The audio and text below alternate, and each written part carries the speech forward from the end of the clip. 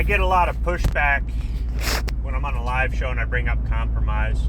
I've seen it more so in the live chat than really from other panelists on the show, but I get pushback one way or the other. And I don't always read the live chats when I'm on a show. Sometimes I've got both screens going. I know compromise is an unpopular strategy in the fight to preserve the Second Amendment. And I know a lot of people have been let down by what they think is compromise. And I think that I've been using compromise incorrectly. That's not the term. Compromise is a strategy, and it can work, and it can fail us as well. But when I say compromise, I think I really mean something else. And when you guys say compromise, I think you really mean something else. So let me explain. A lot of you guys talk about the times where you, air quotes, compromise and you lose stuff. You lose that whole piece of the cake. The cake argument is about one of the dumbest arguments I've heard, by the way. That's not compromise. Compromise is where two or more parties want something, and they want to go about getting it different ways, and the ways they're going to go about getting it don't mesh. So somebody says, I'll give you this if you give me that. In the end, both parties get what they want, but they give up how they're going to get there, or to give up part of what they want in order to get the overall goal. So if public safety is the goal of gun control, and we know that gun control won't make us safer, but they think gun control will make them feel safer, how do we make them feel good without us losing something? As a matter of fact, not just us losing something, but us getting something back. And see, that's where I think the disconnect is. You guys think that if we give them what they want and we lose something, that's compromise. No, that's losing. Okay? We got to get something back. If you want your feelings, we want something too. And we're not getting that. So it's really not compromise. We're just losing. And I think when I'm talking about compromise, I'm talking about mitigation. And that's where you know you're going to lose. You know this is going to sting. This is going to hurt. What can you do to minimize the damage? And there are all kinds of different ways to mitigate. You can counter-propose. You can negotiate. You can put clauses and provisions. Pork barrel politics, the other side uses it all the time. They slip stuff in all the time. Why don't we slip stuff in? They want to have some sort of bill about the environment. Why can't we slip in something about, and you can, national constitutional care. I don't know, whatever. The whole point being is they slip crap into stuff that has nothing to do with the Second Amendment or guns all the time. Why don't we do it? Why aren't the people we elected that say they're pro-Second Amendment out there doing some of this stuff? I don't know. To give you an idea of mitigation that works, because I really think I mean mitigation when I'm saying compromise. I'm not saying compromise isn't an option. It is. And it shouldn't be our first option. Neither should mitigation.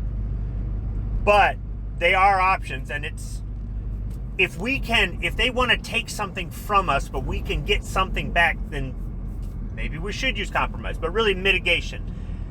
Think of the 1994 assault weapons ban. A lot of people look at that as a black eye for the Second Amendment community, but I actually look at it as a victory. We won that one. You go, how could we win? They banned stuff for 10 years. They created the term assault weapon and blah, blah, blah, blah, blah. Yeah, they made themselves look like idiots, because for 10 years we collected data over 2 different presidencies.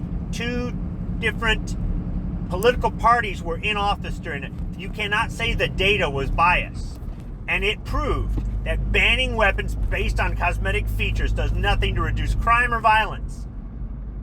It's rubbing it in their faces. Not to mention, before the ban, these guns were not popular, guys. These accessories that you can get for these guns, all these companies that have come out of the woodwork to make their variation of this gun, none of that existed. people weren't really interested in them. Now all of a sudden, people are going to the gun shows and gun stores trying to buy these things up like crazy because somebody said they're going to ban them. Suddenly, companies start forming to manufacture these guns and variations of them. The accessory companies start springing out of the woodwork. These guns become popular. Guns in general become more popular. People start joining the NRA in groves. And it brought a lot of attention to it. So if anything, mitigating the ban by slipping in that sunset provision backfired on the anti-gunners. Sometimes fighting it head-on works, and sometimes fighting it head-on is what we should do. But there are other options to fighting. It doesn't mean that we shouldn't try to fight as often as possible. So if anybody out there thinks that mitigation or compromise is the first option, or I'm suggesting that that's our first option, I'm not. And I haven't made that clear. And I think I've been using the term compromise when I really should use mitigate, but it doesn't mean that compromise is not a strategy that can work. We just need a politician bold enough to do it. We need a politician that's willing to say, I'm going to cross the aisle and support this, but you got to give my constituents this back. You've got to put a provision in here rolling back this infringement. And when the other side says no, then you say, all bets off then, sorry. Because you got to look at it like this. Trump has offered up universal background checks and red flag laws in return for the wall. He wants that wall. He wants that wall desperately. It's his legacy. What if he doesn't get reelected? Or what if he does and he still doesn't get his wall? He'll sell us out to get that wall. I guarantee it. The anti-gun Democrats on the other side have to think about it. What do they want more? Gun control with the president's support? Or to not give him the wall? Now they've got to make a decision. It's a compromise. It is an honest-to-goodness compromise. And it could work one of two ways. One, they could go, screw you, Trump, you're not getting your legacy. In which case we can go, well, I guess you ain't getting your gun control. Or they might go, we want this gun control bad enough, give him his legacy. In which case, now we're stuck with the gun control. So that's how compromise could work, one way in our favor and one way against us. And I think Trump's the only one bold enough to do it. But like I said, this is his legacy. He'll sell us out for it. And that doesn't mean I don't support the man. It's a lot better choice than Hillary. And unfortunately, that's the way things have been.